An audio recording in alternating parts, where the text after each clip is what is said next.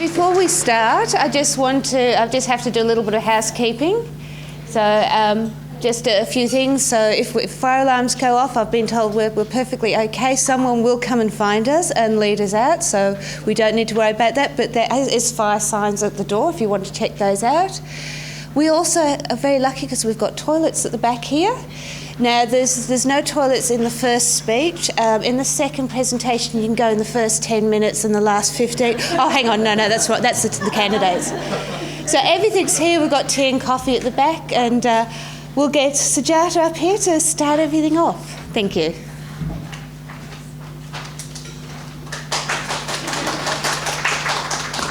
Thanks, Alison, and very warm welcome to all of you all. It's so exciting to see everyone here. And I know most of you all, but for those of you all that don't know me, my name is Sajata Stead, and I'm the CEO of Cambridge Boxer Language Assessment. That's the organization which has owned OET for the last 2 years. And I'd like to start off by saying a very warm welcome to all of you all to our first ever OET venue managers meeting. And this is, I'm sure, the first of many more to come. And I would really like to say a big thank you for taking a full day out of your busy schedule to come and spend with us. And I know many of you all have come across the city, interstate, and we also have a good many of you all who've come from overseas. So thank you so much. Like we've got Brett and we've got Maria from Auckland and Christchurch. We've got John all the way from Germany. We've got Mimi from Hong Kong, and we've got Eugenia from Argentina, who actually wins the prize from coming, from the furthest distance, I think. So yes, we are very, very pleased to have you here. And today, I think today's day is all about collaboration. It's all about, I think it's been about exactly 2 years since OET has been acquired by CBLA, and just over a year and a half since we moved to our new multi-center model. And I think for some of you all, we have been working for the full year and a half with you. And I think this is a good time to now all of us meet and look at where we have come from in the last year and a half, what are the new things we are planning, but most importantly, actually to talk to you, have your view on, so we have a kind of a joint kind of view of where we are going and work together on it. So it's very much about collaboration and working together. And we are very much looking forward to that.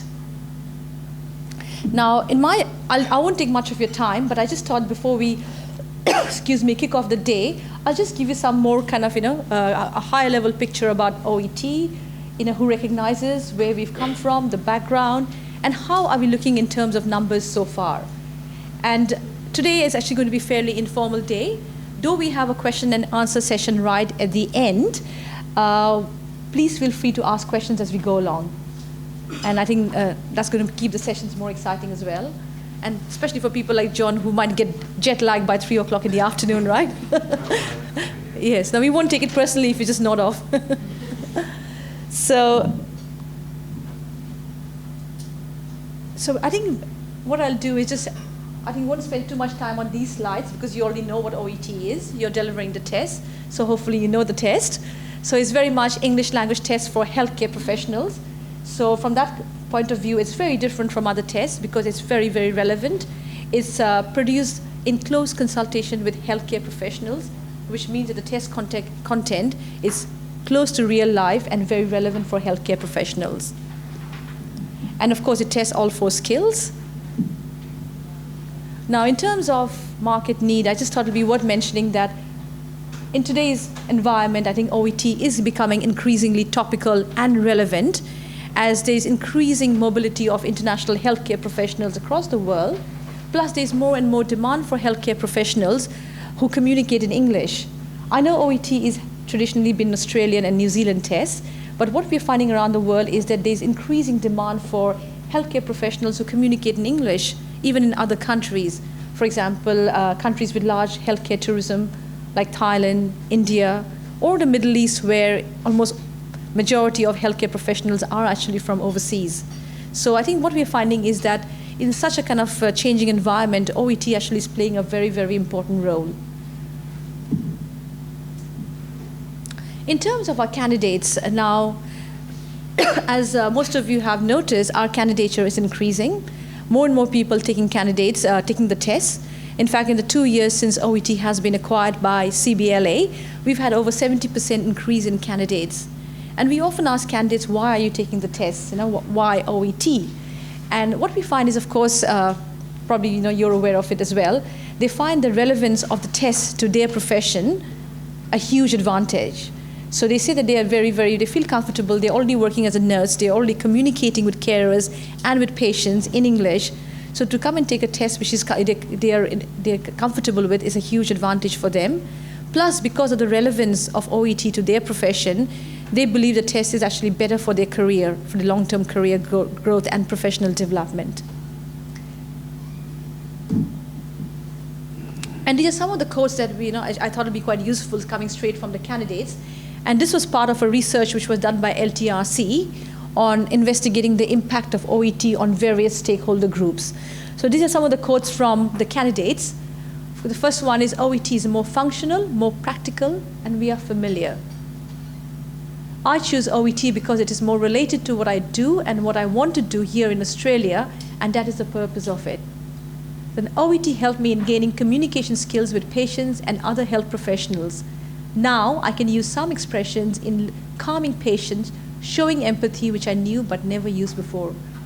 And this actually, the few employers that we've spoken to, they say they find this actually very, very kind of a powerful advantage for OET. That it's not just about communicating, but it's the ability to show empathy and understanding with your patients and carers. And the last one is, as an employee nurse in a hospital, you're expected to function 100% from day one. You're expected to understand both patients and staff. Preparing for OET helped a lot. I'm sure you get to hear similar feedback from your candidates. Do you? Yeah.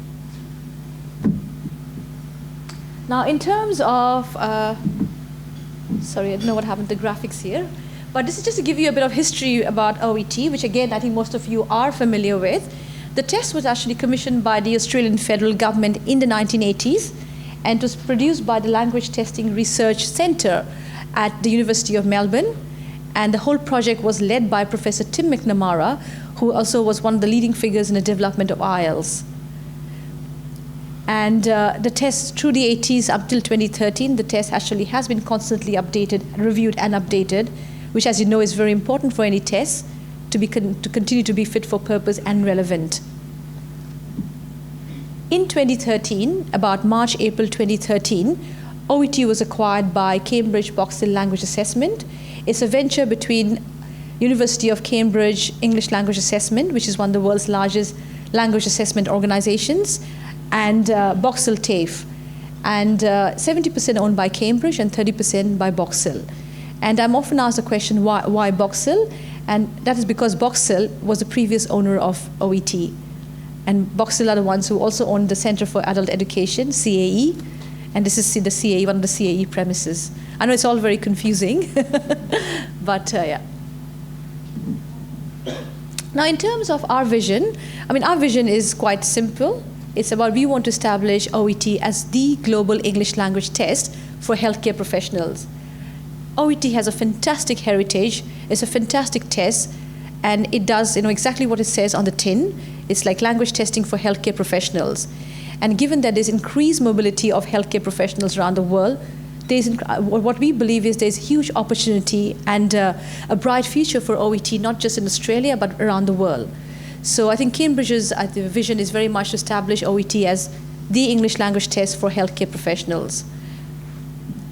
Now, of course, the question is, how do we do it? So our focus is the obvious one. It's no big surprises. It's, of course, I think what we're looking at right now is, these are the areas which we are working on at the moment.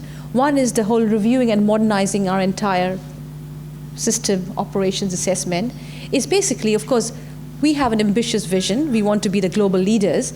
But to be the global leaders, you've got to make sure that your systems, your operations, everything is scalable. So we are very much working on modernizing, having systems which are automated, more scalable, and providing better support to our candidates, and whereby making it easier for you to deliver the test as well. Then, of course, I think relevance and fitness for purpose, I just mentioned that a bit earlier. I think any test, especially in the healthcare context where healthcare science, things change all the time. So it's very, very important that OET is constantly reviewed, and we ensure the test actually is fit for purpose for the latest healthcare practices around the world. And that is something which Barbara and her team are constantly working on, and I think she will speak to you a bit later about that as well. Then supporting our stakeholders. These are the organizations, mainly the organizations who are actually recognizing OET, like the APRA, which is the Australian Health Practitioners Regulation Agency in Australia, who regulates 14 of the healthcare health professions. Then the Department of Immigration and Border Protection. Similarly, I think in Singapore you have the pharmacies, the nursing. In New Zealand we have almost all the health professions. So what we are doing is working closely with this organization so that we have a better understanding of why they're using OET and we better meet their needs. So we're working closely. Similarly with teachers as well. As you know, that in the past we haven't been providing fantastic support for teachers, but what we want to make sure is that teachers have got more information about the tests. So when they're designing courses based on, on real information rather than their best guess. So they're able to support their candidates better. So that's what we are working on, and I think Janine is going to speak a bit more on that this afternoon. And of course, building new recognition. If you want to grow, we've got to have more organizations using the test. And we are working quite closely with organizations in the UK, North America, and elsewhere. And we're hoping the next 1 year or so, we will be having new recognitions coming outside of our traditional markets. Then of course, getting seen and heard. I think I've already spoken to some of you already. I think John, for example, mentioned that every time a German healthcare professional wants to move to Australia, they want to take IELTS because they've never heard of OET. So especially when the market gets more competitive, customers have a choice, it's very important that we are on top of mind. We are seen and we are heard and understood by our candidates. And that's again what Janine is going to speak about, so I won't say much, but very much we are focusing that people hear about OET. So when the time comes for taking an English language test, they are aware and they choose OET. They know what the advantages are. Then of course, getting closer to our candidates. I think we made excellent progress in this area in the last 2 years. So what we want to do is making sure that we actually provide a kind of a super customer journey and customer experience to our candidates. I think we all are customers customers for, in our everyday life where whatever we buy. And we always see that we always are loyal to products and services where the service is good. Where the service is not great, we don't normally go back unless we don't have a choice. And in the case of OET, of course, candidates do have a choice. So I think that's what we're working on. Then, of course, continuously improving. And the last one is very, very important because security and integrity underpins everything we do. OET is a high-stakes test. It changes people's lives. Organizations like APRA and the Department of Immigration, they trust OET to be a true reflection of a candidate's English language abilities.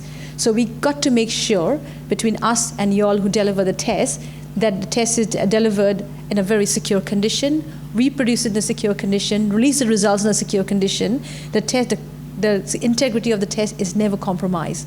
I think whatever we do, it's underpinned by this. If we don't have this, we don't have anything. Sorry, I think moving, and so far, sorry. So what I want to say is, in the last 2 years, just to give you an idea of the story so far, where are we at now? In terms of our test venue network, we are slowly on our way, though we are still, majority of our centers are in Australia. I think we are making very good progress to transforming ourselves as a global test, which is globally available. So as of now, we have got 66 test venues in 30 countries. And as you can see, that actually it's quite a good coverage. And in the next 12 months, there'll be more focus and more emphasis to increasing this, probably doubling our network by maybe the same time next year. But we do have a very good coverage now. Then in terms of our network in Australia, very good coverage. We have got, in Adelaide, we have got RELI and Navitas. Brisbane, we have got Australian Catholic University, University of Queensland, and Navitas. Melbourne is excellent. We've got ACU, La Trobe, Lawson College, who's new. They're just going to start the first test this month. and we've got Navitas. Newcastle, we've got Hunter TAFE. Then in Perth, we've got Central Institute of Technology and Navitas. Sydney, we've got Greenwich English Language College, Navitas, University of Sydney, and University of New South Wales. And of course, you can see that there's some obvious areas missing, like Darwin. So at the moment, people are having, from the Northern Territories, having to travel down. So hopefully we're looking at opening up a center in Darwin as well. Then you see Canberra is missing out here. So I think we will be looking at further expanding our network over the next couple of months. Then in terms of test dates, yes, when we first started, 7 test dates. Last year we had 10 test dates. This year we got 12 test dates. And of course, our ambition is to make sure OET is as widely available as possible. And we will be looking at, of course, adding more test dates. For example, one of the things we are reviewing at the moment, of course, we have to weigh the pros and cons. And that's the reason we're taking a bit of time in finalizing the test dates for 2016. But we are looking at considering adding 1 additional test dates to making it 13. Because one of the things that constantly our candidates say is, why do they choose another test over OET? They say because the other test is more widely available. I don't have to wait for a long time. So I think if we want to bring the test closer to our customers, we've got to make sure it's more widely available. But of course, we've got to make sure that we and you are prepared for more test dates. And that's what we are now weighing the pros and cons.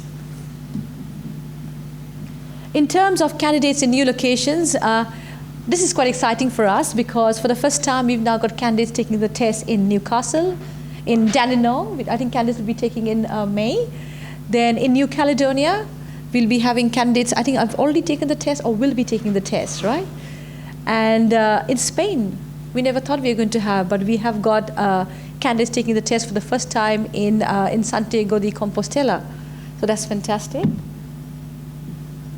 And of course, we've got new venues coming in, so welcome to all our new test venues.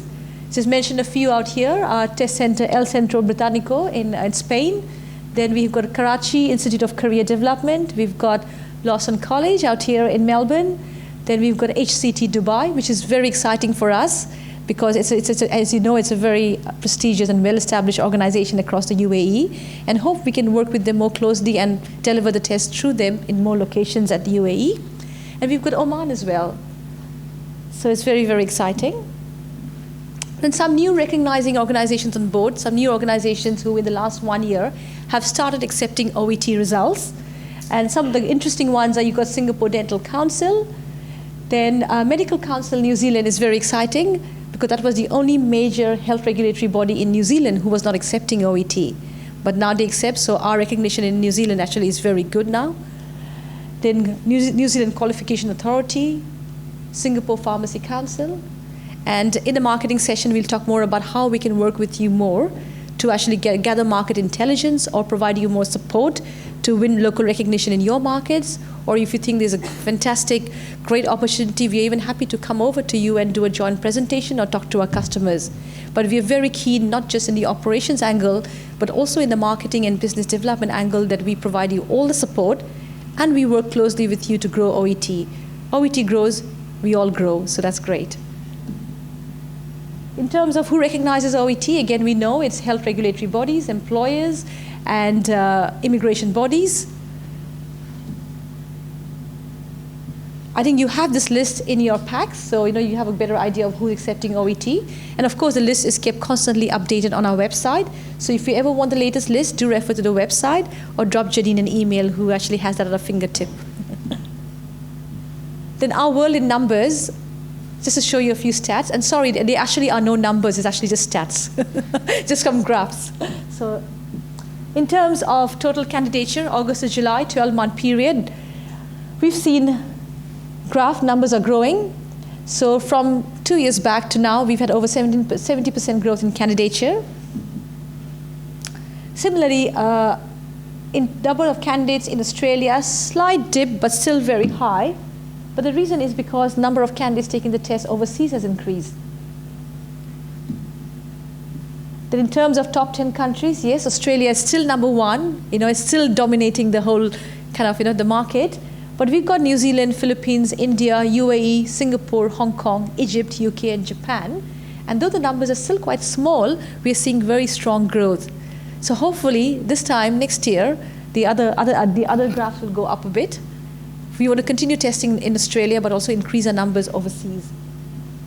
In terms of top 10 cities, again, no surprises. Majority of them are cities in Australia and New Zealand, followed by Dubai, New Delhi, Manila, and Singapore. Then top 5 professions, again we know at the moment, I think you already have noticed that majority of candidates who take OET are nursing candidates, and that's very much driven by external environment.